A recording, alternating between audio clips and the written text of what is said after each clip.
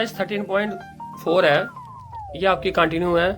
अब इसमें जो आपके क्वेश्चंस थे, इसमें क्या था, find and correct the errors, मतलब आपने फाइंड करना है और जो भी एरर है, जो भी मिस्टेक है उसको ठीक करनी है। जैसे 11th है, y माइनस 3 का whole square equal to y square minus 9। इन्होंने क्या किया, y का स्क्वायर करके वाई स्क्वायर लिखा है, माइनस 3 का स्क्वायर माइनस 9 लिखा है, या 3 का स्क्वायर 9 लिखा है, माइनस का माइनस।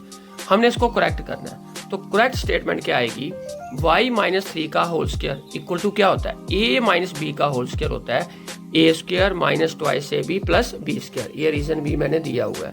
तो a टर्म आ गई y का whole square minus twice into y into 3 plus b square यानी 3 का होल स्क्वायर। तो y का स्क्वायर आ गया y square minus twice into y 2 into y into 3 आ गया माइनस 6y, 3 का स्क्वायर आ गया 9, यानी वाई स्क्वायर माइनस 9 गलत था। हमारा क्या आंसर है इसका correct, y square minus 6y plus 9।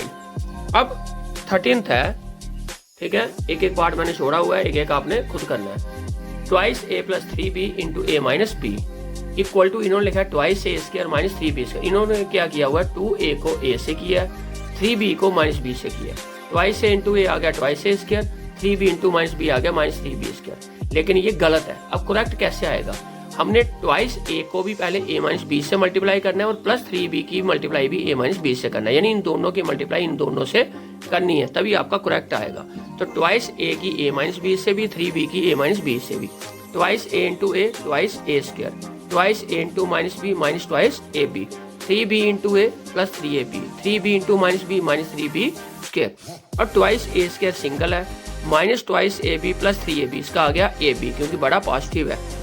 3ab में से 2ab निकाला तो क्या बचेगा, प्लस ab, तो माइनस 3b स्क्वायर सेम, यानी इसका आंसर ये ऊपर दिया था, इन्होंने गलत था। हमारा आंसर करेक्ट क्या है, twice a square plus ab minus 3b square. ये आपने इस टाइप के पार्ट मल्टीप्लाई के अलजेब्रिक एक्सप्रेशन में भी किए थे। अब 15 पार्ट है, a minus 4 into a minus 2। इसका आंसर इन्होंने क्या किया, a का a से किया a स्क्वायर और माइनस 4 के 2 से करके माइनस 8 लिखा हुआ है। तो करेक्ट स्टेटमेंट जो आएगी इसकी वो क्या आएगी, a minus 4 into a minus 2, यानी a की मल्टीप्लाई भी a माइनस 2 से करनी है, माइनस 4 की मल्टीप्लाई भी a माइनस 2 से करनी है। a into A square, a into minus 2 minus twice a, minus 4 into a minus 4a, minus 4 into minus 2 plus 8। तो a स्क्वायर ऐसे ही रहा, माइनस ट्वाइस a और माइनस 4a हो गया माइनस 6a प्लस 8 सेम, यानी इसकी करेक्ट जो आएगा वो आंसर क्या आएगा, a square minus 6a plus 8। अब उसके बाद 17th पार्ट है, 3x square plus 1 upon 3x square. इन्होंने क्या किया, 3x स्क्वायर कैंसिल करके 1 लिखा है, यानी 1 प्लस 1 इक्वल टू 2। ये गलत है। अब ठीक ऐसे करेंगे, करेक्ट स्टेटमेंट क्या आएगी, 3x square plus 1 upon 3x square.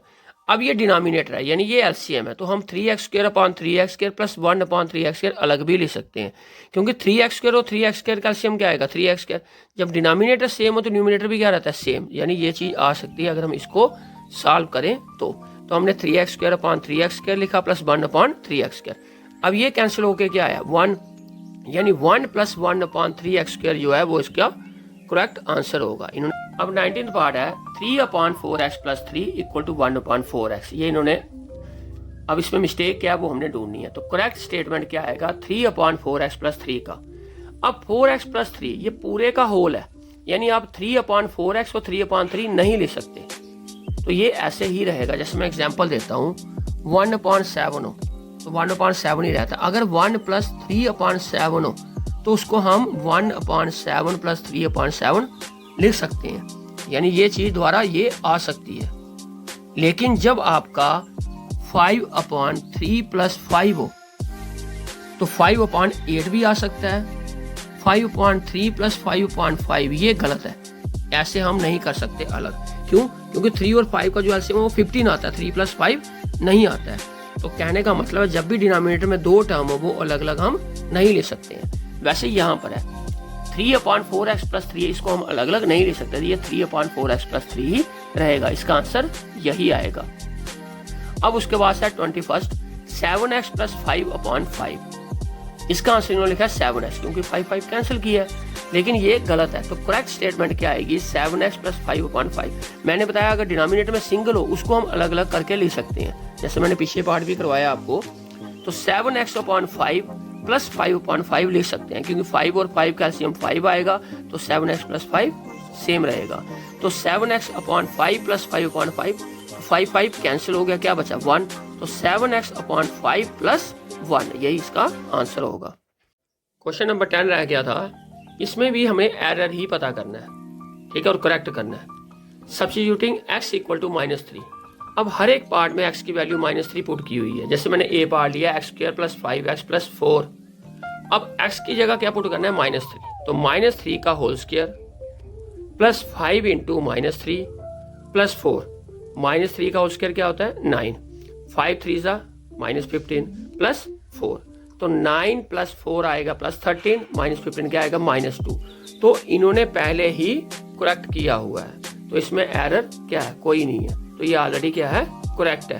तो जो आपका ए पार्ट है, इसी तरह जो बी पार्ट है या सी पार्ट है, ये सारे के सारे ऑलरेडी करेक्ट है, तो इनको हमें करेक्ट करने की जरूरत नहीं है, ये पहले के ही करेक्ट है, इन्होंने गलत नहीं है, ये पहले के ठीक किए हुए हैं।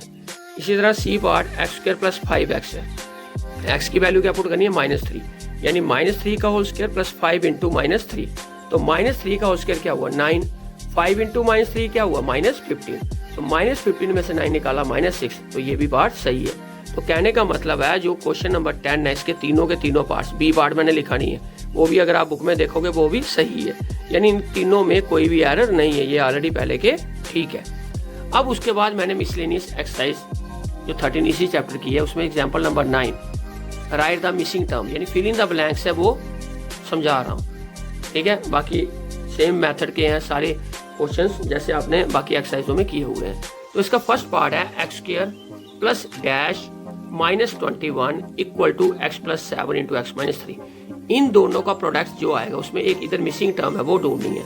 तो देखो x इंटू एक्स क्या आता है x², x इंटू -3 क्या आता है -3x, फिर 7 इंटू एक्स क्या आता है 7x, जैसे हम प्रोडक्ट करते हैं 7 इंटू -3 क्या आता है -21, x² पहले का लिखा है, -21 वो भी पहले का लिखा है, x² और माइनस, अब बचा हमारे पास x वाली टर्म, 7x -3x क्या आता है 4x, यानी यहाँ पर क्या आएगा 4x। इसी तरह सेकंड पार्ट है, तो x plus a into x plus b right side में दी हुई है, तो x plus a into x plus b, ये 9th चैप्टर में आपने फार्मूला पढ़ा था, x² plus a plus b into x plus a b, ये आपका फार्मूला था, a प्लस b आना है, तो x plus a into x plus b किसके इक्वल होता है x² plus a plus b into x plus a b, ये आपने फार्मूला पढ़ा भी हुआ है, ये मल्टीप्लाई करके भी चेक कर सकते हो। थर्ड पार्ट है 3xy into 3x plus y into y minus 3x divided by 3 into y minus 3x। अब पिछली एक्सरसाइज में मैंने पहले थर्ड एक्सरसाइज में बताया था आपको डिवाइड वाला मेथड, तो 3 और 3 कैंसिल हो जाएगा, y minus 3x y minus 3x cancel हो जाएगा, तो क्या बचेगा x y और 3x प्लस वाई। तो इसके फिलअप में क्या आएगा x y into 3x plus y, ये तो लिखेंगे x y into 3x plus y, यानी इधर x y बचेगा और 3x प्लस वाई बचेगा, ये 3 और ये y माइनस 3x इसके साथ कैंसिल हो जाएगा। तो इस पार्ट का आंसर क्या है x y into 3x plus y. Next part है 3x² अपॉन 3x² प्लस 1, तो 3x² 3x² कैंसिल होकर क्या आएगा 1, तो 1 प्लस 1 क्या होता है 2। अब लास्ट पार्ट फिफ्थ पार्ट है x² y plus xy² upon xy, इन दोनों में हमारा कॉमन क्या निकलेगा xy, ठीक है। तो xy कॉमन निकाला, इधर बचा x प्लस xy कॉमन निकाला, इधर बचा y अपॉन क्या है xy, तो ये कैंसिल हो गया, क्या बचेगा x प्लस y। तो इस पार्ट का आंसर क्या आएगा x प्लस y। अब लास्ट है डिविडेंड इक्वल टू, ये आपको मालूम होना चाहिए, ये आपने पढ़े हुए हैं छोटी क्लासों में। डिविडेंड किसके बराबर होता है डिवाइजर इनटू कोशेंट, तो ये फिलअप में आएगा divisor into quotient plus remainder लिखा हुआ है। तो लास्ट फिलअप में क्या आया dividend equal to divisor into quotient plus reminder.